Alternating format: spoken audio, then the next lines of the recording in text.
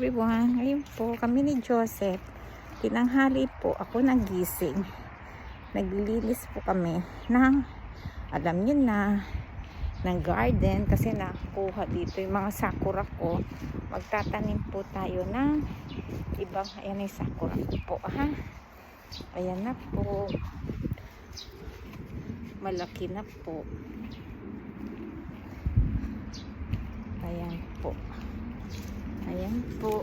Ang sakura ko, maliit pa po siya. Maliit pa po. Ay, magtatanim pa po ng iba-iba. Ngayon, walang tao dito sa aming farm. Nasa kabilang ano sila. Ewan ko na ginagawa. Hindi ko alam.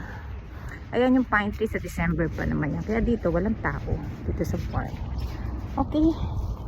Magtatanim po ulit ako ng sakura ko. Sakura.